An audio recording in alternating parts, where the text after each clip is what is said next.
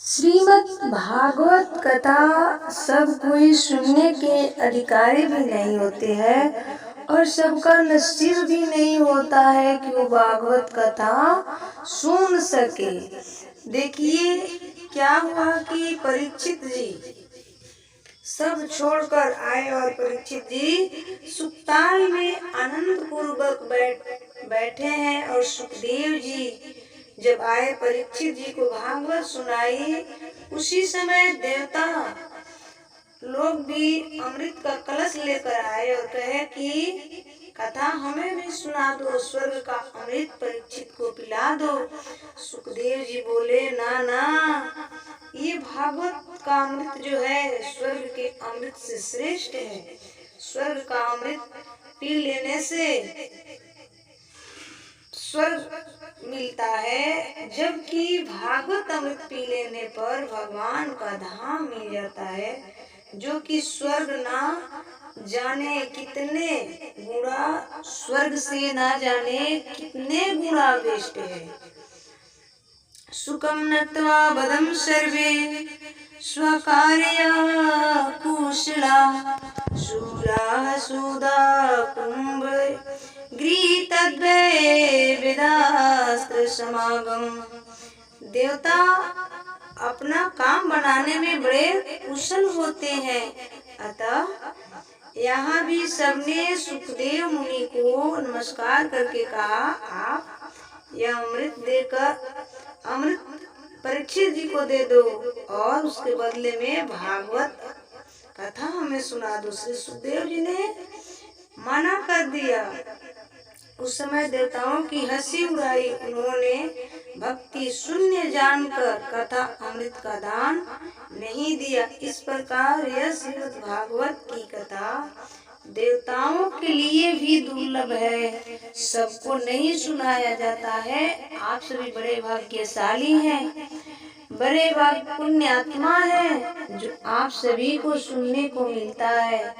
इसलिए कहते हैं कि थोड़ा थोड़ा सा ही समय निकालकर भागवत कथा श्रवण कर ही लेना चाहिए, ताकि भागवत जो है हमें बचा सकता है और कोई नहीं उपाय है।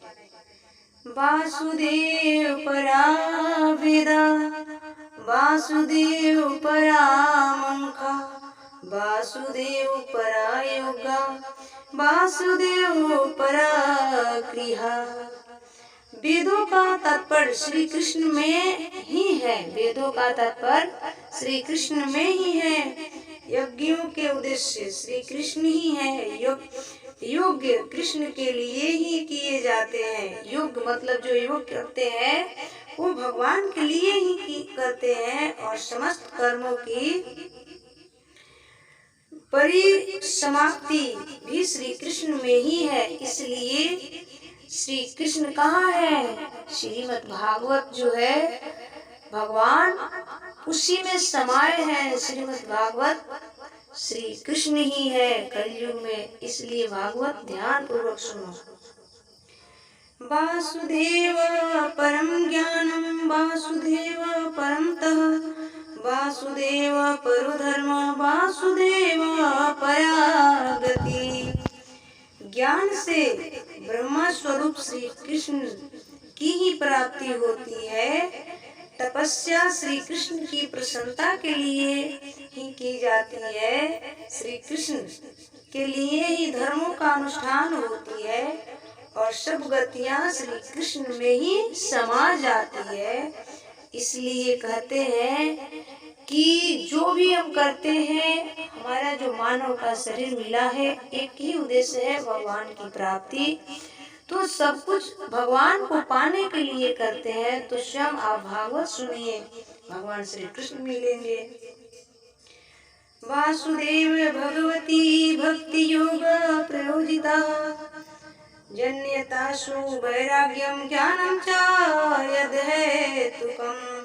भगवान श्री कृष्ण में भक्ति होते ही अनन्य प्रेम से उनमें चित्त जोड़ते ही निष्काम ज्ञान और वैराग अभिभाव हो जाता है। जब भगवान से प्रेम होता है तभी धर्म स्वनुष्ठिता पुंसां विश्व के कथा स्वयस नृत्य पादे दतिरत्यं श्रम ही केवलम। धर्म का ठीक ठीक अनुष्ठान करने पर भी यदि मनुष्य के हृदय में भगवान की लीला कथाओं के प्रति अनुराग का उदय ना हो तो वह निराशम ही सम है, वह निराशा ही है, उसका विफल ही है। इसलिए भागवत किसी प्रकार से हम सब के लिए लाभदायक है। आप जो मन में रख कर सुनते हैं वो आपकी इच्छा भागवत जी पूरा करती है। इसलिए भागवत हर प्रकार से हमें सुन ही लेना चाहिए और सुनते रहना ही चाहिए।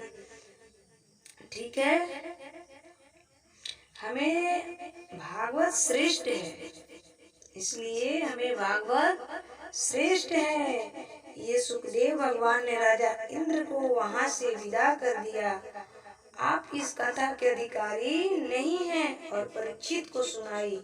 परीक्षित का उद्धार हुआ, भागवत से ही कल्याण होता है। इसलिए जीवन में जब जितना टाइम मिले 10 मिनट 20 मिनट उतना समय निकाल कर भागवत सुन ही लेनी चाहिए।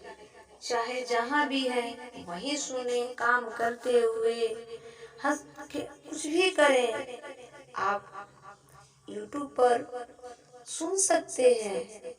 आजकल तो डिजिटल का जमाना है, आपका काम भी लस नहीं होगा, आप YouTube पर लगा दीजिए और सुनते रहिए और अपना काम करते रहिए। आप सभी से निवेदन है कि आप सभी मेरे चैनल को सब्सक्राइब कर लीजिएगा और शेयर कीजिएगा, वीडियो को लाइक कर दीजिएगा।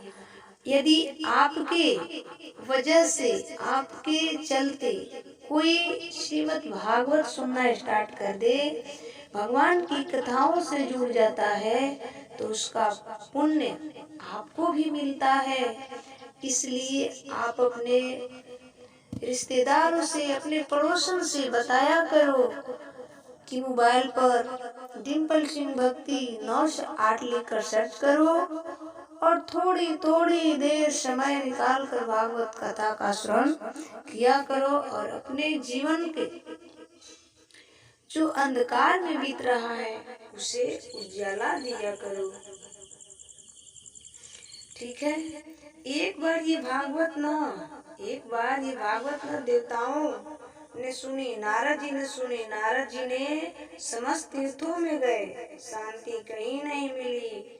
कहाँ कहाँ गए नारद जी? सब जगह पुष्करम चा प्रयागम चा काशीम गोदावरीम तथा सब जगह गए पर कहीं शांति नहीं मिली।